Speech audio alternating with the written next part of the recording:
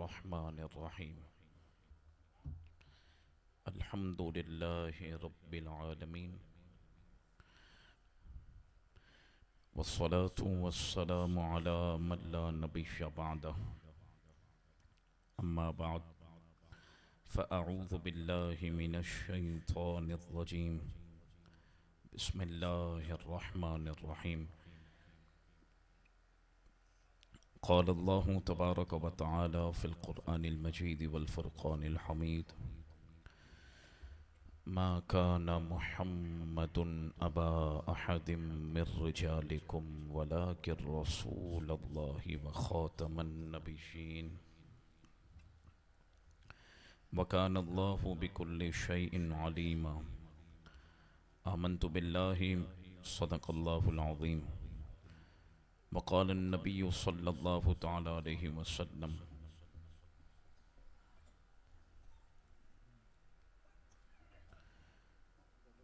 سيكون في أمتي 30 كذابون كلهم يزعم أنه نبي وأنا خاتم النبيين لا نبي بعدي.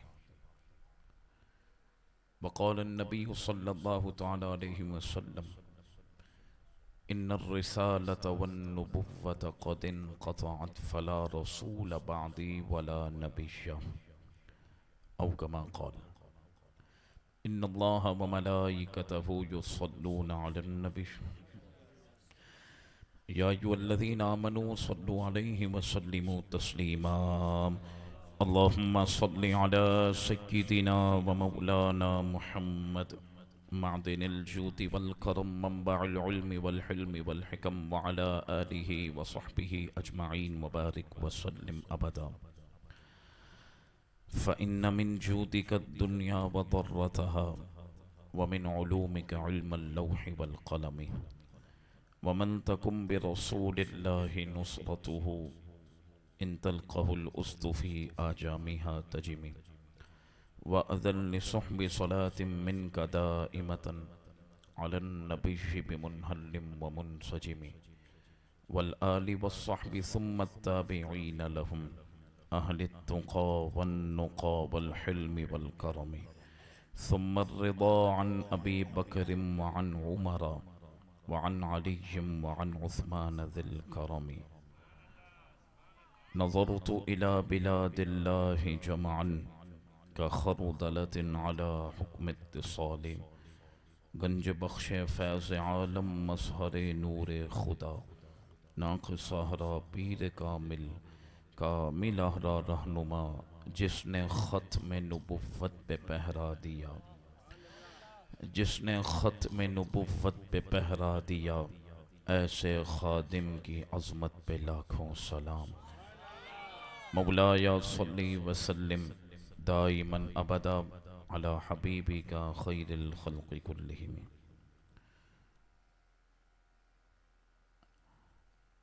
اللہ تبارک و تعالیٰ کا ہم سب جتنا شکر ادا کریں کم ہے.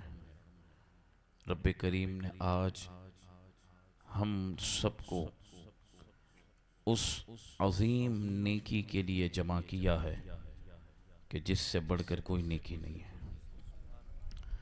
اور دیکھیں، میں آپ کو سچی بات کہوں، ڈاکٹر صاحب نے جو بات کی ہے نا، اور جو حضرت بات کر رہے تھے، بات یہی ہے. ہم اس کی تفصیل بیان کریں گے مختصر سے وقت میں، لیکن دو ٹوک بات وہی ہے جو انہوں نے کی ہے.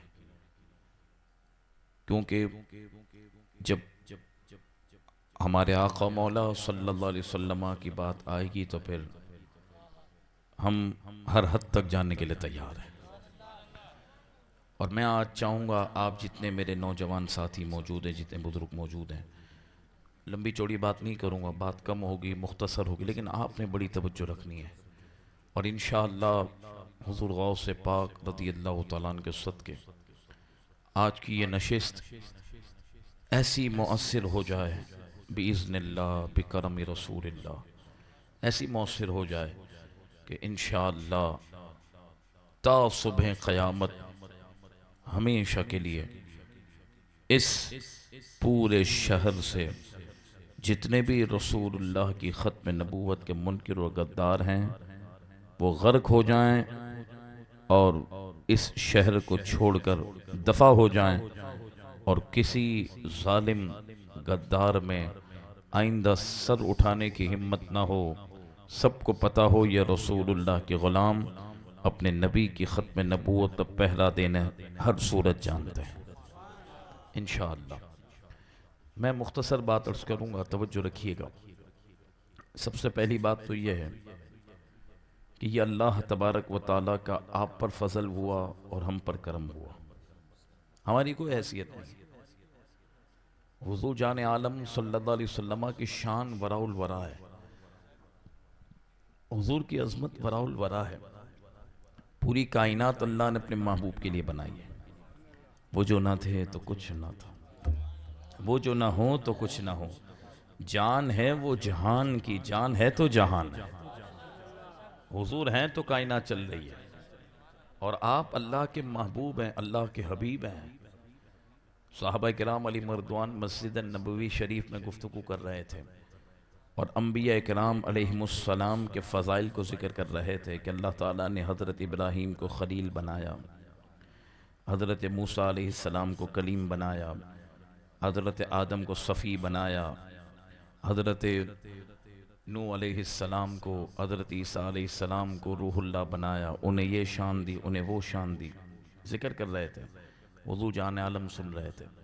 سرکار دو عالم صلی اللہ علیہ وسلم نے فرمایا میرے صحابہ تم نے جس نبی کے لیے جو بات کی بالکل ٹھیک کی ہے، کیونکہ تم نے ہم سے ہی سنی ہے، ہم نے بتایا کہ نبیوں کو اللہ نے کیا شان دی، لیکن سنو میرے صحابہ، اللہ نے مجھے اپنا محبوب بنایا، میں اللہ کا حبیب ہوں، میں اللہ کا حبیب ہوں۔ اور پھر کائنات میں دیکھا کہ رب نے جب معراج کی رات اپنے محبوب کو لامکاں پہ بلایا، اور محبوب کو جب اپنا قرب خاص عطا کیا، فَكَانَ قَابَ قَوْسَيْنِ اَوْ أَدْنَىٰ کی عظیم منازل پر جب محبوب فائز ہوئے تو وہ درجہ اللہ نے اپنے محبوب کو عطا کیا کہ جس تک کوئی نہیں پہنچ سکتا، اور رب نے پھر بتا دیا کہ میرے محبوب کی شان میری بارگاہ میں یہ بلند و بالا ہے۔ تو یاد رکھیے گا حضور کی شان بہت بلند ہے۔ اللہ تعالیٰ کو اور اس کے محبوب کو کسی کی کوئی حاجت نہیں۔ میں بہت آسان انداز میں آپ سے بات کرنے لگا ہوں۔ اللہ رسول کو کسی کی کوئی حاجت نہیں، وہ اس سے پاک ہے۔ ہاں، وہ جسے بلند کرنا چاہتے ہیں اسے نوکری کے لیے قبول کر لیتے ہیں، یہ جملہ یاد رکھنا۔ اور کبھی یاد رکھنا، کبھی بھی مجھ سمیت میں بھی ہوں نا، کبھی بھی ہمارے دل میں یہ خیال نہ آئے کہ میں یہ کام کر رہا ہوں، میں ہوں تو کام ہو رہا ہے اور میں نے یہ کام کیا، نا نا نا نا، یہ کیا بات ہوئی؟ ہماری حیثیت، ہم تو ایک گندے قطرے کی پیداوار ہیں، ہماری ابتدا گندا قطرہ ہے، ہماری انتہا مٹی کا ڈھیر ہے۔ ارے ہماری کوئی حیثیت نہیں، جب تک بکے نہ تھے کوئی پوچھتا نہ تھا، تم نے خرید کر مجھے انمول کر دیا۔ یار یہ کیا بات کر دی؟ ابو لہب، ابو جہل، عتبہ، شیبہ، امیہ بن خلف، یہ بڑے بڑے مکے کے سردار، ان کے ہاتھوں میں مکے کی معیشت کا کنٹرول، لیکن جب حضور جان عالم کے لیے تیار نہ ہوئے تو خدا نے ان کو ذلیل کر دیا اور حبشہ سے حضرت بلال کو چن لیا۔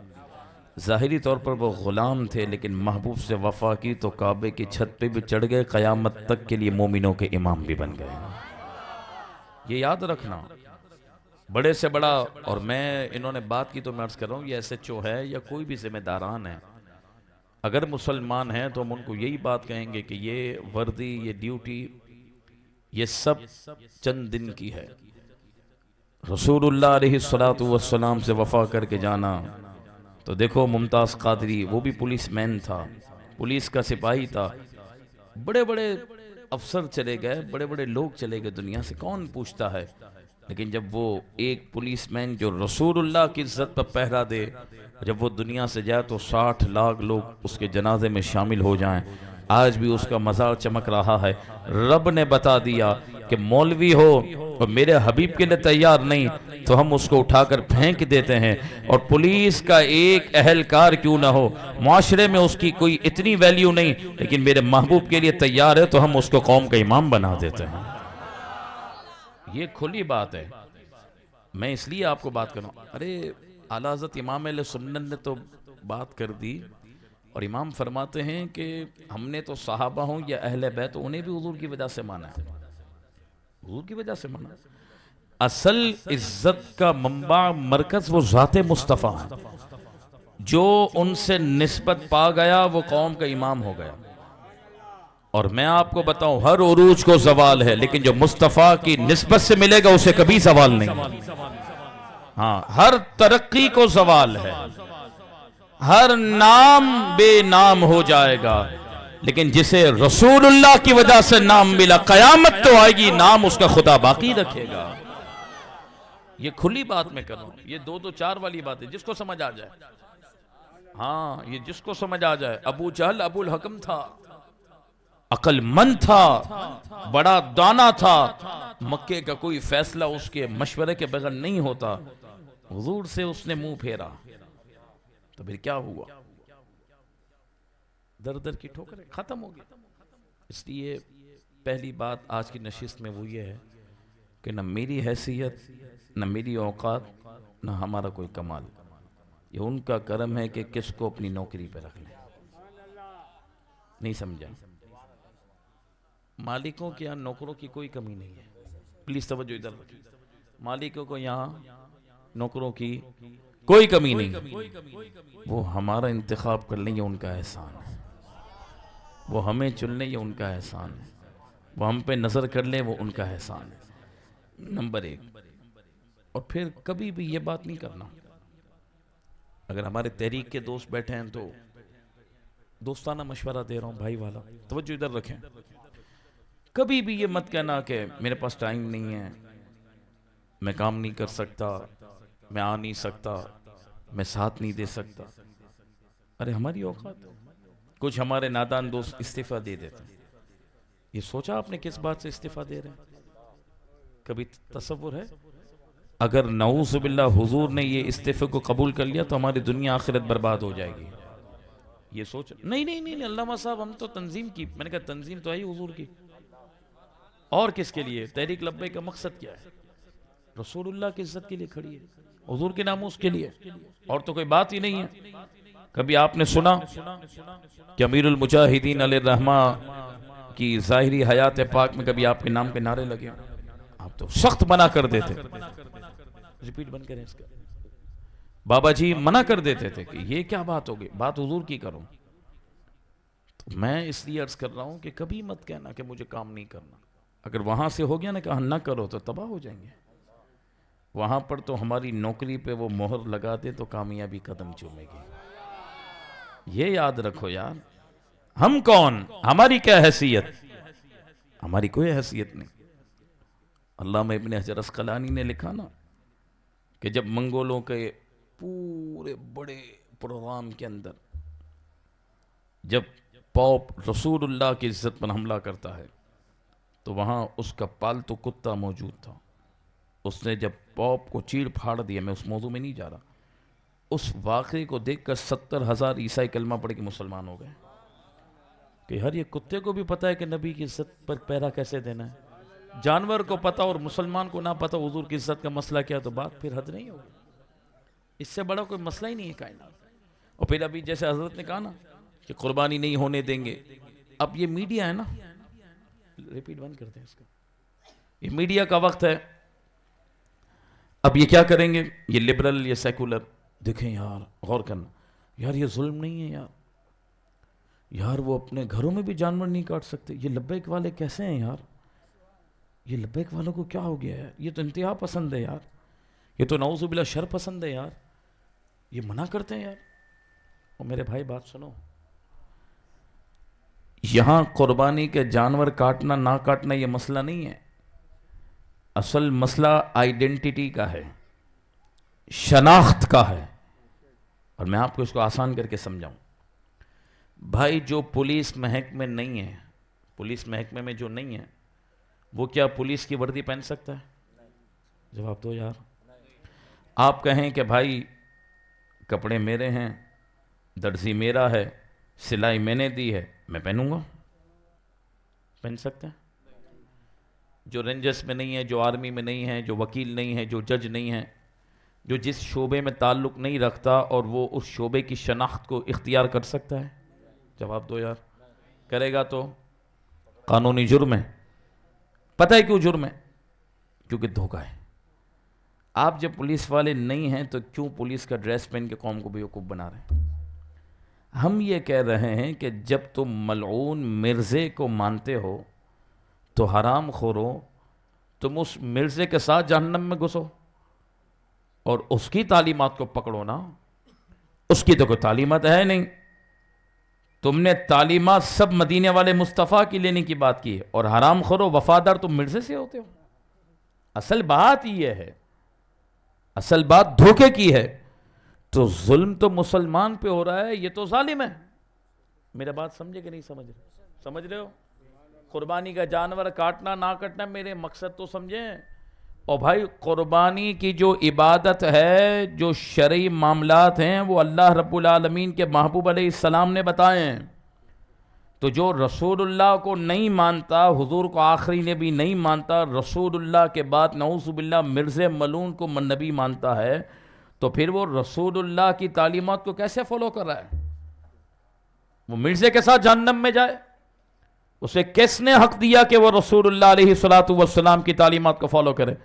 کیونکہ اگر وہ حضور کی تعلیمات کو فالو کرے گا، اسلام کے شاعر کو استعمال کرے گا، تو تھرڈ پرسن کہے گا یار یہ بھی مسلمان قربانی کر رہے ہیں، وہ بھی کر رہے ہیں، فرق کیا ہے؟ تو دھوکہ تو پوری دنیا میں جرم ہے۔ اور اس سے بڑھ کر دھوکہ کیا ہے کہ جو مسلمان نہیں وہ مسلمان بن کر جیے۔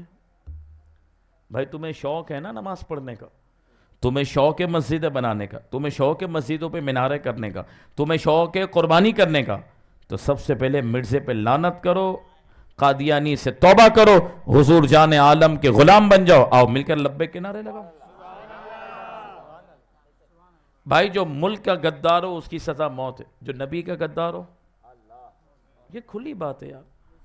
اب میڈیا پر بیٹھ جائیں گے، پچھلے دنوں بھی بی بی سی پر اور دیگر چینلز پر بہت زیادہ تماشا مچا ہے کہ دیکھیں یہ تو ظلم کر رہے ہیں، یہ احمدیوں کو تو نعوذ باللہ جینے کا بھی حق نہیں دے رہے، اور ان کے ساتھ تو بہت زیادتی ہو رہی ہے، اور یہ تو بالکل اچھے لوگ ہیں۔ ان سے بڑا حرام خور کون ہے جو اتنا بڑا دھوکے باز ہو؟ آپ سمجھ رہے؟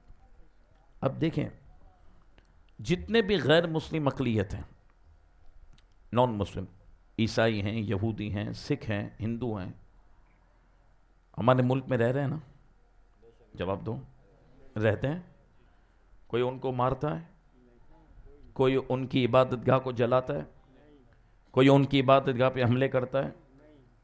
ان کو کوئی ہم سے تکلیف ہے؟ نہیں ہے نا؟ پتہ ہے کیوں؟ کیونکہ ہندو ہندو بن کے جی رہا ہے، سکھ سکھ بن کے رہتا ہے، عیسائی عیسائی بن کے رہتا ہے، یہودی یہودی بن کے رہتا ہے، رہے اس کی مرضی ہے، کلمہ پڑھے اس کی مرضی، نہیں پڑھے اس کی مرضی۔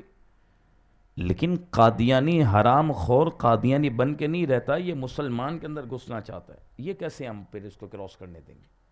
اصل بات یہ ہے، اس کو سمجھیں، یہ ہمارا خزانہ ہے، نماز، مسجد، قربانی، عبادت، یہ رسول اللہ کی تعلیم ہے۔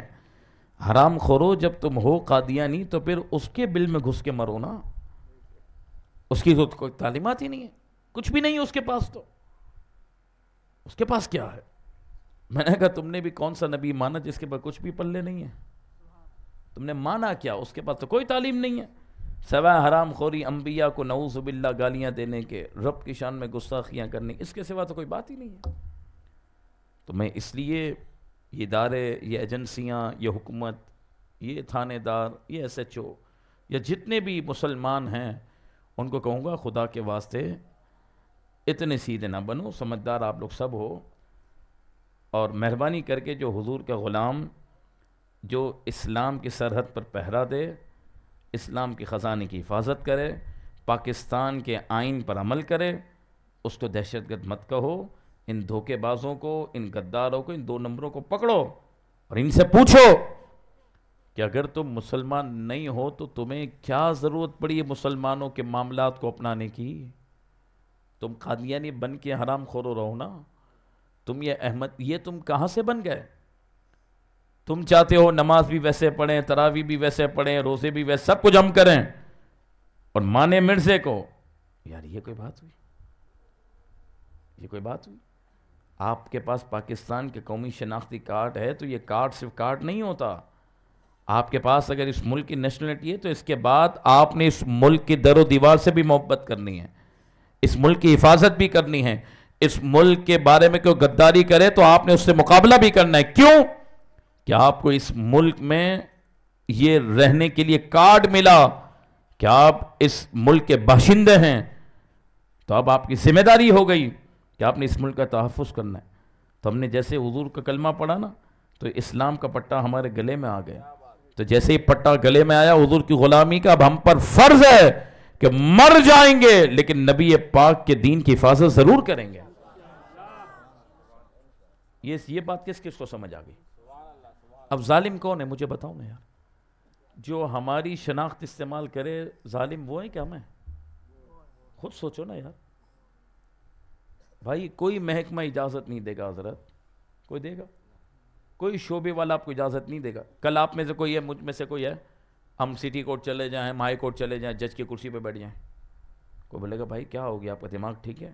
آپ کے اوپر فلاں آرٹیکل لگے گا، فلاں فلاں فلاں فلاں ایف آئی آر ہوگی، یہ ہوگی. کیوں بھائی؟ کرسی ہے، لکڑی کی کرسی ہے، کیا میں بیٹھ گیا؟ کہیں گے بھائی کچھ رول ہوتے ہیں. کہاں بیٹھ گئے آپ؟ آپ کا تعلق ہی نہیں ہے جج کا تو آپ بیٹھے کدھر ہیں؟ آپ تو اس عمارت میں نہیں جا سکتے اندر.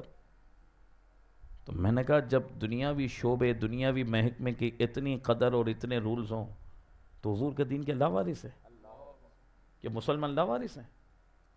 کوئی ہمارے اندر گھسے کیسے؟ اور اس کا نقصان کیا؟ اگر ان حرام خوروں کو نہ روکو تو پھر یہ جو سادے مسلمان ہیں نا جن کو کچھ معلومات نہیں، یہ حرام خور ان کو پکڑتے ہیں، ان پہ خرچ کرتے ہیں، ان کی ذہن سازی کرتے ہیں اور ان کو اپنے پاس لے کر جاتے ہیں کوڑے خانے کے اندر، اور وہاں پر لے کر جا کر پھر ان کا مائنڈ بدلتے ہیں. اور یہ تو ہمارے علماء کرام جنہوں نے ختم نبوت کی تحریک چلائی اور یہ قانون بنوایا، خدا کی قسم ان کا احسان ہماری نسلوں پر ہے. بتاؤں کیوں؟ اگر یہ آئین نہ ہوتا نا تو مسلمان کی مسجد کے برابر میں یہ اپنا کوڑا خانہ بناتے اور ہم سے زیادہ سسٹم اچھا چلاتے. باہر کی فنڈنگ ہے. ایک سادے مسلمان کو کون پکڑ کے کہتا بھائی ان کے پیچھے نہ جاؤ، ان کے پیچھے نماز نہ پڑھو، یہ تو مسلمان ہی نہیں؟ کوئی مانتا؟ لیکن یہ آئین پاکستان الحمدللہ بزرگوں کی، حضور کی غلاموں کی محنت ہے کہ جس نے ان کے اوپر بین لگایا کہ تم قادیانی کسی صورت میں شعائر اسلام، یعنی جو اسلام کی علامتیں ہیں، مسجد، مینارے، یہ جتنی بھی اسلام کی، اس کو تم استعمال نہیں کر سکتے. ڈاکٹر نہیں ہے تو نہیں ہے نا. سب ڈاکٹر بن جائے تو جو اصل ڈاکٹر اس کی اہمیت کہاں جائے گی؟ جو شعبے والا نہیں ہے تو اس کا اس سے کوئی تعلق نہیں. تو آپ حضرات نے یہ بات بھی اپنے سادہ مسلمانوں کو بتانی ہے کہ تم ان کے لیے ہمدردی نہ کرو. یہ دھوکے باز ہیں، یہ غدار ہیں، یہ مسلمانوں کا لبادہ اوڑھتے ہیں، مسلمانوں کی نقل کرتے ہیں، اندر سے حرامی ہیں، یہ اندر سے حرام خور ہیں، اور رسول اللہ علیہ الصلاۃ والسلام کے آخری نبیوں کا انکار کرتے ہیں. اور پھر یاد رکھنا قبر کے اندر ہم پہنچیں گے نا تو بخاری شریف کے اندر ایک ہی سوال ہے اور دیگر حدیثوں کی کتابوں میں 3 سوال ہیں، جس میں آخری سوال کون سا ہے؟ ما کنت تقول فی ھذا الرجل. آخری سوال ہے جس کا ترجمہ امیر المجاہدین علیہ الرحمہ فرماتے ہیں کہ جب انسان کا انتقال ہوگا قبر میں پہنچے گا، آج نہیں تو کل جانا ہے، جانا ہی ہے نا. جب بندہ قبر میں پہنچے گا سوال ہوگا ما کنت تقول فی ھذا الرجل. حضور جان عالم صلی اللہ علیہ وسلم کی زیارت ہوگی قبر کے اندر، رسول اللہ تشریف لائیں گے، فرشتے حضور کی طرف اشارہ کر کے اس انسان سے پوچھیں گے جو دنیا سے گیا کہ تم نے دنیا میں ان سے کیا وفا کی تھی. دنیا میں تو ان کے بارے میں کیا کہتا تھا.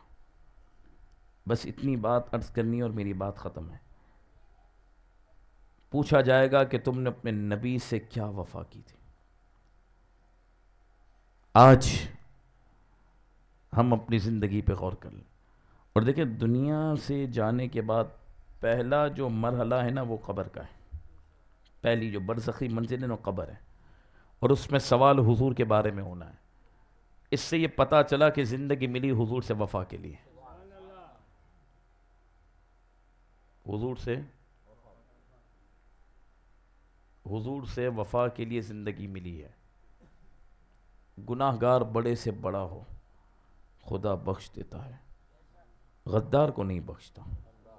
یاد رکھنا, بڑے سے بڑے گناہ گار کی بخشش ہے.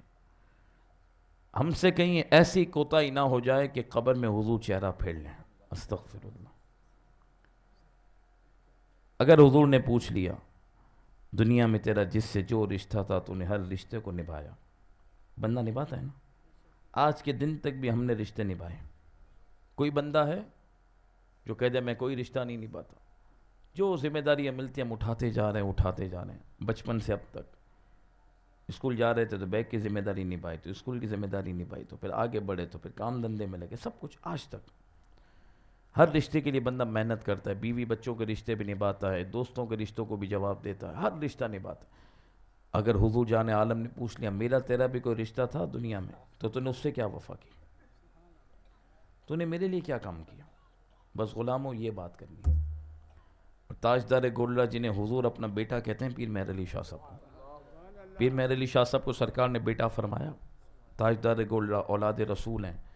آپ نے یہ بات ارشاد فرمائی کہ جو رسول اللہ کی ختم نبوت پر پہرا دیتا ہے رسول اللہ کا دست مبارک اس کی پشت پر ہوتا ہے.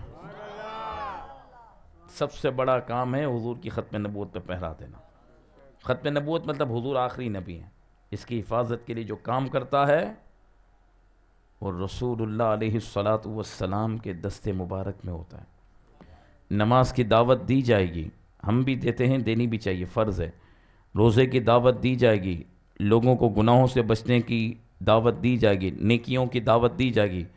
لیکن سب سے بڑھ کر ایک امتی کے لیے یہ ہے کہ وہ نبی کی عزت اور نبی کے تاج دار جو ختم نبوت کا جو تاج ہے نا حضور کے سر انور پر, اس کی حفاظت کے لیے کردار ادا کرے. اور صحابہ کرام علیہم رضوان نے سب سے بڑی قربانی حضور کی ختم نبوت کے تاج کی حفاظت کے لیے دی ہے.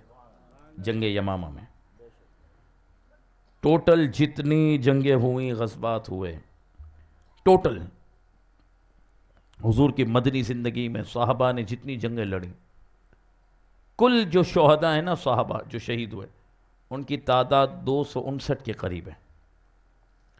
اور ایک جنگ جو صدیق اکبر کے دور میں سرکار کی ختم نبوت کی حفاظت کے لیے مسیلمہ کذاب سے لڑی نا جنگ یمامہ, اس ایک جنگ میں حضور کے 1200 صحابہ شہید ہوئے اور 36,000 منکرین ختم نبوت جو دشمن تھے ختم نبوت کے, حضور کے بعد وہ کسی کو نبی مانتے تھے مسیلمہ, ان کو واصل جہنم کیا, قتل کیا صحابہ نے. یہ کوئی بچوں کا خیل نہیں ہے ختم نبوت کا معاملہ, یہ کوئی عام مسئلہ نہیں. ہم اگر آپ میں سے کوئی کسی سیاسی جماعت سے تعلق رکھتا ہے, بھلے لبیک تحریک لبیک کا باقاعدہ نہیں, کوئی اور جماعت میں, لیکن یاد رکھنا ختم نبوت کا معاملہ ایمان کا معاملہ ہے. جیسے ایک انسان کے مسلمان ہونے کے لیے, جملہ کہنے جا رہا ہوں, ایک انسان کے مسلمان ہونے کے لیے اللہ تبارک و تعالیٰ کو ایک ماننا ایک جاننا ضروری ہے نا, ایسے ہی ایک انسان کے مومن ہونے کے لیے اور مومن رہنے کے لیے حضور جان عالم کو آخری نبی ماننا اور جاننا ضروری ہے. یہ اتنا اہم عقیدہ ہے, یہ جز نہیں ہے, یہ پورا ایمان ہے. یہ کوئی عام مسئلہ نہیں ہے, کیونکہ جو حضور کے بعد کسی کو نبی مان لے نعوذ باللہ تو اس نے پورے اسلام کو, دین اسلام کی عمارت کو دھڑام سے گرا دیا نعوذ باللہ. حضور کے بعد کوئی نبی نہیں آ سکتا. جناب عیسیٰ علیہ السلام بھی آئیں گے تو حضور کی امتی بن کر آئیں گے. کیا خبر کتنے تارے کھلے چھپ گئے, امام کہتے ہیں نا یہاں سے مراد نبوت ہے. کیا خبر کتنے تارے کھلے چھپ گئے, پر نہ ڈوبے نہ ڈوبا ہمارا نبی. امام نے کہا نا فتح باب نبوت پہ بے حد درود، ختم دور رسالت پہ لاکھوں سلام. یہ بیلنس عقیدہ امام نے بتایا. فرمایا تم بڑی بڑی آیتیں بڑی بڑی حدیثیں نہیں پڑھ سکتے، سادے لوگ ہو، یہ شعر گنگنا لو، تمہیں فلسفہ نبوت اور ختم نبوت کا عقیدہ سمجھ آ جائے گا. کیا ہے؟ فرمایا حضور کی دو شانیں اس اعتبار سے سمجھ لو. فتح باب نبوت پہ بے حد درود. فتح کہتے ہیں کھلنا کھولنا، باب کہتے ہیں عربی کے اندر دروازے کو. امام کہتے ہیں کہ اللہ نے اپنے محبوب کو، اپنے حبیب کو، ہمارے آقا کو یہ دونوں شانیں عطا کی ہیں. حضور نبوت کا دروازہ کھولنے والے بھی ہیں، اور رسول اللہ پر رسالت کا دروازہ آخر میں آ کر مکمل بھی ہو جاتا ہے. کیا مطلب؟ نبوت ملنے کے اعتبار سے جب اللہ تعالیٰ نے کائنات بنائی نا اور ارادہ کیا کہ میں مخلوق میں سے انتخاب کروں گا کہ کس کو اپنا نبی بنانا ہے، تو فرمایا جب نبوت کا تاج دینے کی بات آئی نا تو اس محل کا دروازہ کھولنے والے بھی مصطفیٰ ہیں. یعنی نبوت ملنے کے اعتبار سے سرکار کا پہلا نمبر ہے، اور یہ تاج حضور جان عالم آخر میں لے کر آئے، آخری نبی بن کر آئے، یہ بھی مصطفیٰ کریم علیہ الصلاۃ والسلام کی شان ہے، کیونکہ دھولا آخر میں آتا ہے. اس لیے فرمایا فتح باب نبوت پہ بے حد درود. یا رسول اللہ آپ تو وہ ہیں کہ نبوت کا دروازہ آپ پر کھلا ہے، ختم دور رسالت پہ لاکھوں سلام، اور جب اس محل کو مکمل کرنے کی بات آئی تو آخری نبی بھی اللہ نے آپ کو بنا کر بھیجا.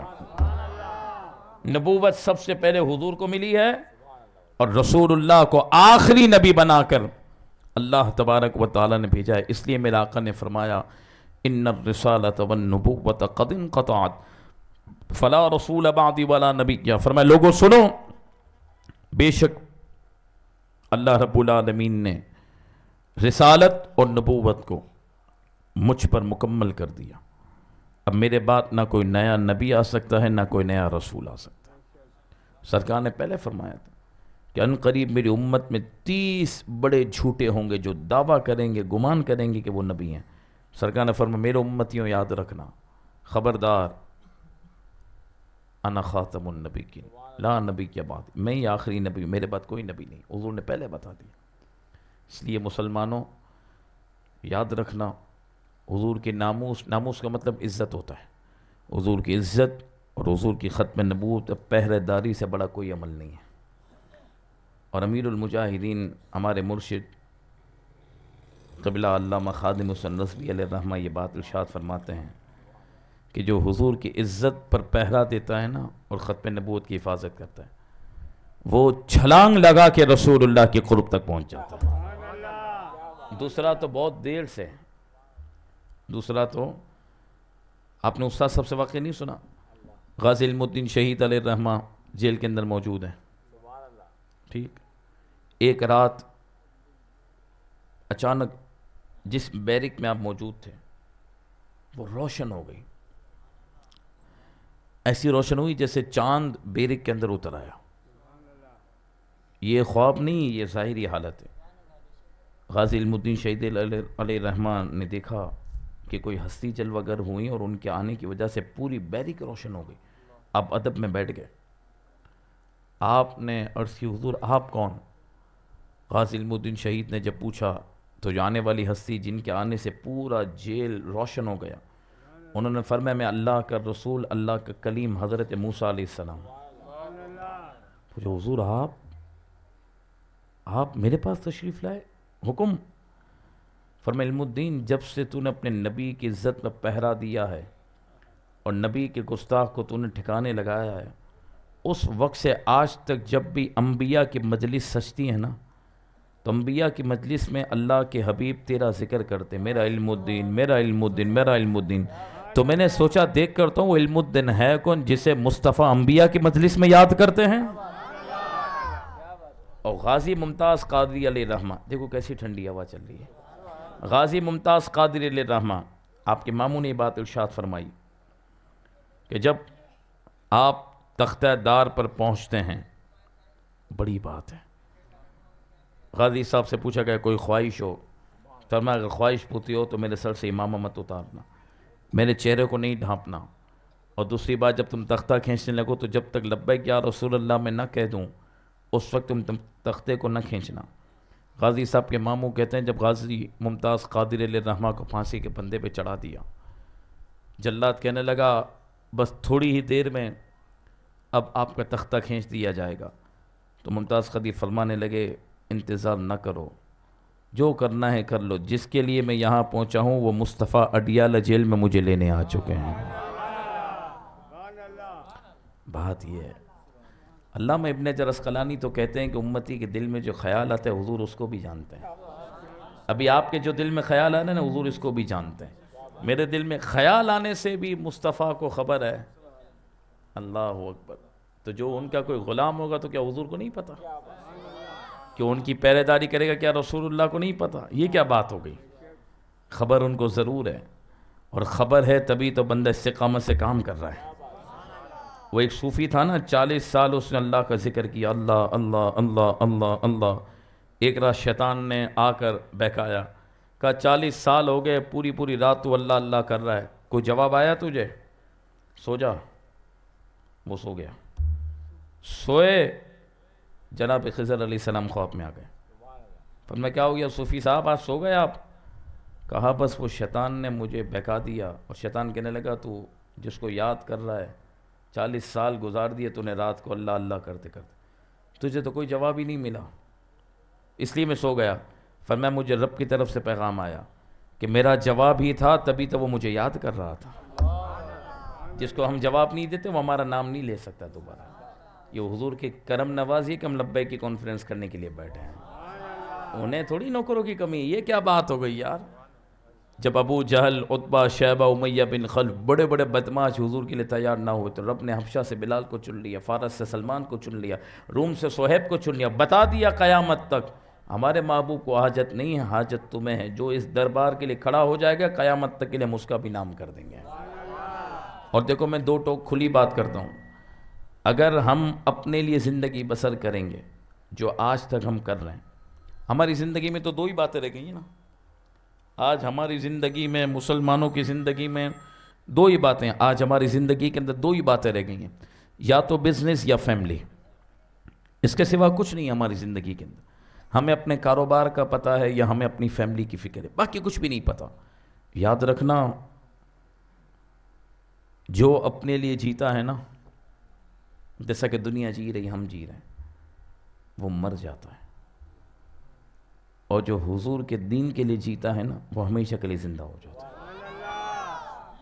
صدیق اکبر نے کیا کیا ہے، فاروق اعظم نے کیا کیا ہے، عثمان غنی نے کیا کیا ہے، مولا علی نے کیا کیا ہے، چلتے چلتے آئے تو امام اعظم نے کیا کیا ہے، حضور غوث اعظم نے کیا کیا ہے، داتا نے کیا کیا، خواجہ نے کیا کیا، اولیاء نے کیا کیا، چلتے چلتے آئے تو امام احمد رضا نے کیا کیا، ہمارے مرشد تاج الشریعہ نے کیا کیا، امیر المجاہدین نے کیا کیا۔ ہم امیر المجاہدین کو تو دنیا میں بھی دیکھا ہے نا ہم نے، 54-55 سال کی آپ کی عمر تھی، تو 54-55 سال کے بوڑھے تو دنیا سے بے شمار جاتے ہیں، تو خادم حسین رضوی 55 سال کی عمر میں دنیا سے جا رہے ہیں، تو یہ 3 کروڑ آدمی کرونا کے اندر جنازے میں پہنچ گئے۔ آج بھی رات 12 بجے جاؤ، صبح 9 بجے جاؤ، مزار شریف پہ کوئی قرآن پڑھ رہا ہے، کوئی لبیک کے نعرے لگا رہا ہے۔ اس وقت ٹنڈو محمد خان میں ہم ان کا ذکر کر رہے ہیں رات 11:45 بجے۔ یہ کیا بات ہے؟ رب نے بتا دیا جو اپنے لیے جیتا ہے وہ مر جاتا ہے۔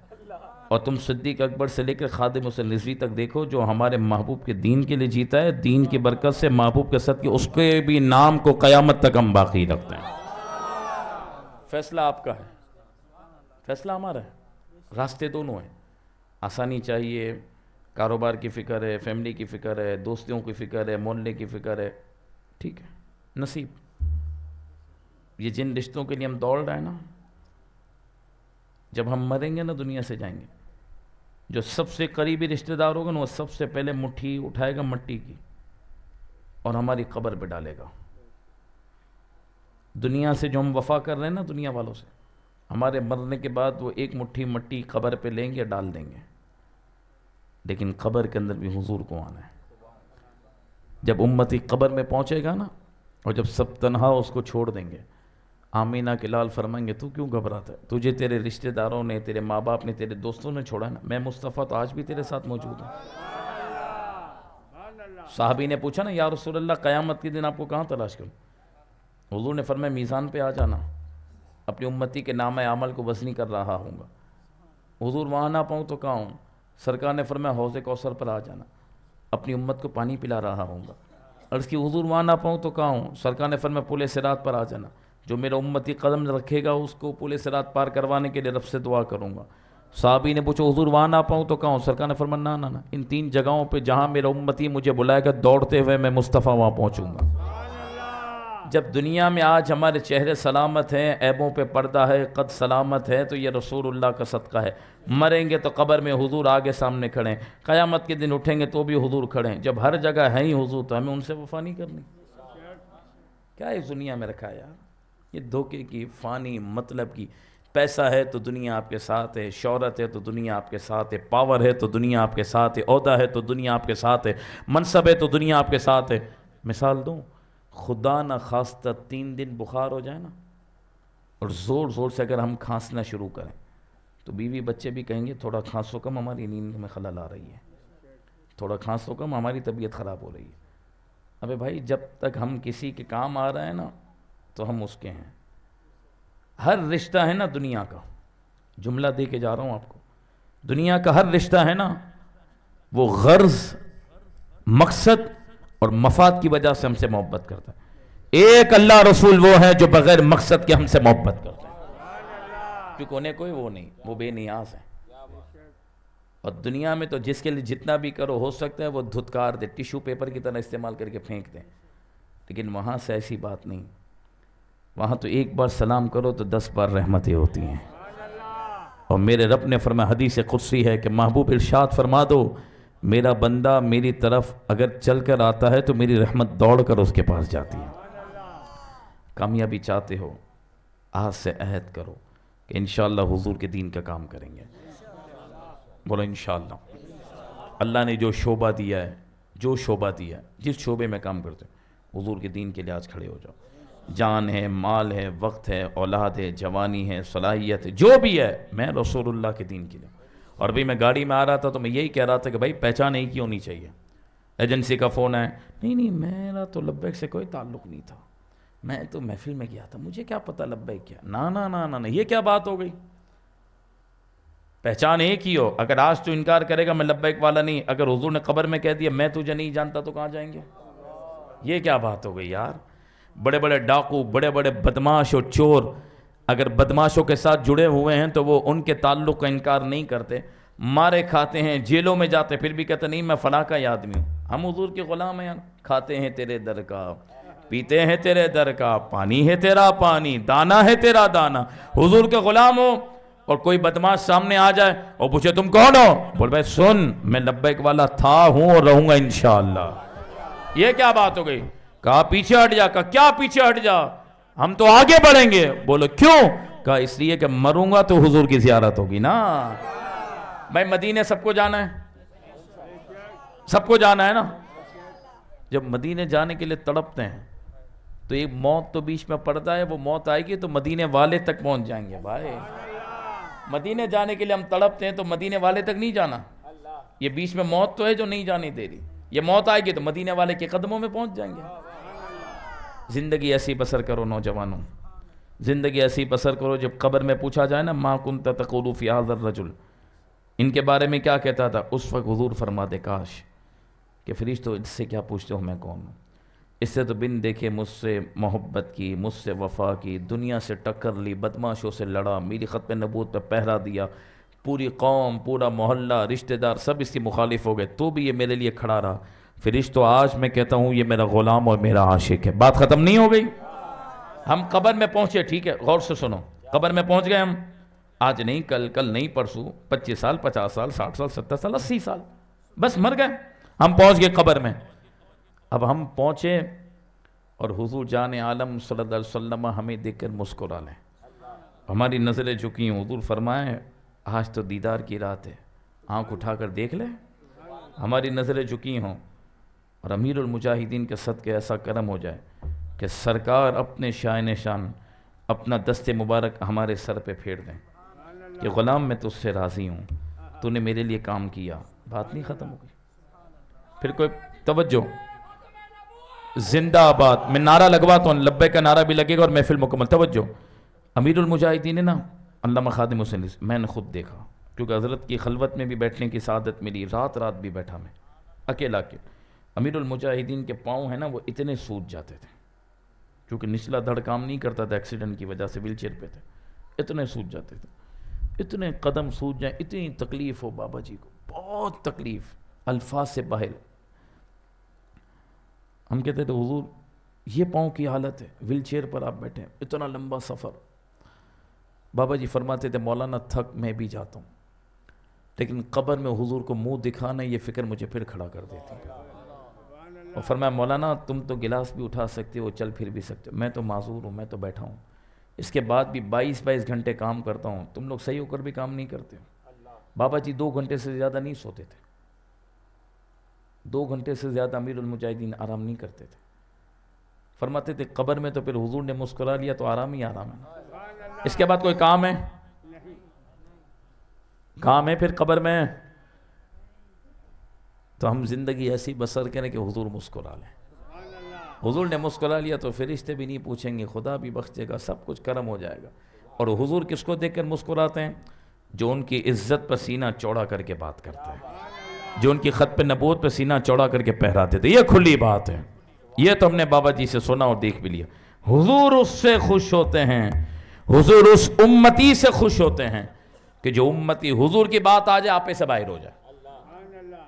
بھائی بلا تمثیل بات کر رہا ہوں، آپ کے گاؤں میں، آپ کے علاقے میں ایک باپ کے 7 نوجوان بچے ہوں، بڑے اٹے کٹے ہوں، اور اس باپ کو بازار کے اندر کوئی گالی دے دے اور وہ 7 جوان لڑکے اس باپ کے قریب موجود ہوں اور اس وقت کچھ نہ بولیں اس کو. جب باپ گھر پہ آ جائے تو باپ کے پاؤں بھی دبائیں، باپ کا سر بھی دبائیں. باپ کیا کہے گا؟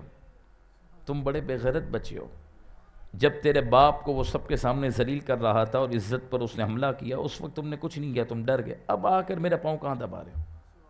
وہ جب باپ اپنے بیٹے کو حقوق معاف نہیں کرے گا، بلا تمثیل حضور نے پوچھ لیا تم میرے کروڑوں غلام تھے، تو جب یہ مرزائی اور یہ حرام خور میری عزت پر حملے کر رہے تھے تمہارے منہ سے 2 جملے بھی نہ نکلے؟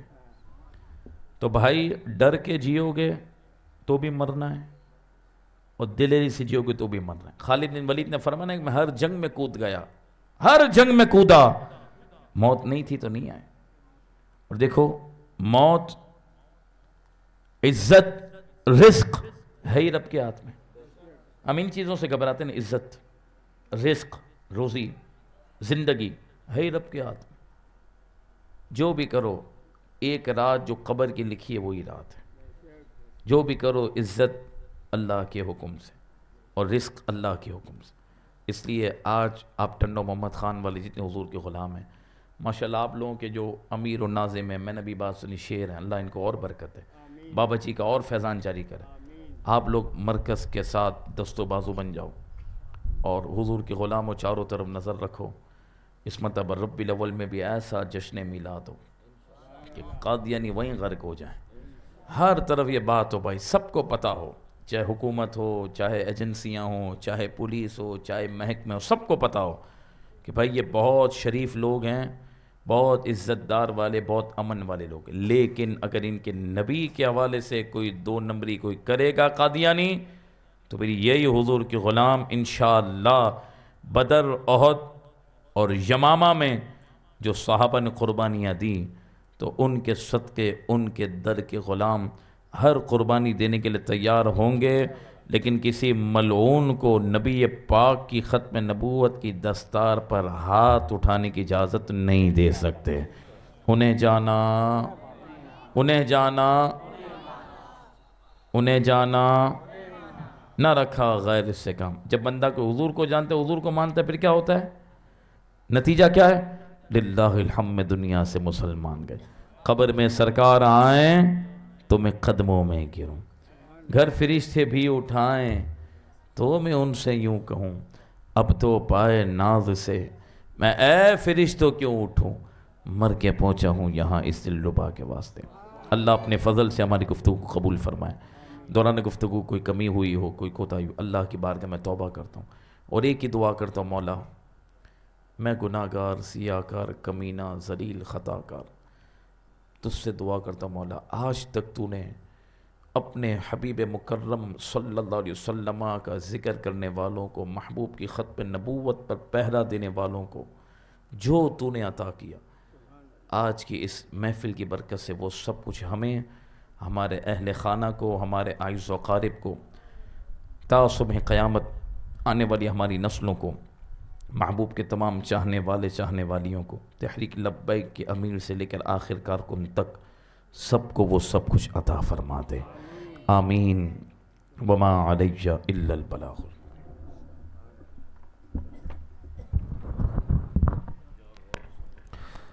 مصطفیٰ جان رحمت پہ لاکھوں سلام، شمع عزم ہدایت پہ لاکھوں سلام، مصطفیٰ جان رحمت پہ لاکھوں سلام، جس سوگانی گھڑی چمکاتا ہے کا چاند، جس سوگانی گھڑی چمکاتا ہے کا چاند، اس دل افروز ساعت پہ لاکھوں سلام، مصطفیٰ جان رحمت پہ لاکھوں سلام، وہ ہمارے نبی ہم ان کے امتی، وہ ہمارے نبی ہم ان کے امتی، امتی تیری قسمت پہ لاکھوں سلام، مصطفیٰ جان رحمت پہ لاکھوں سلام، کاش محشر میں جب ان کی آمد گور بھیجے سب ان کی شوقت پہ لاکھوں سلام، مجھ سے خدمت کے قدسی کاغے رضا، مجھ سے خدمت کے قدسی کاغے رضا، مصطفیٰ جان رحمت پہ لاکھوں سلام، شمع بزم ہدایت پہ لاکھوں سلام، صلاۃ والسلام علیک یا رسول اللہ، صلاۃ والسلام علیک یا حبیب اللہ، صلاۃ والسلام علیک یا نبی اللہ، وعلی آلک واصحابک یا نور اللہ۔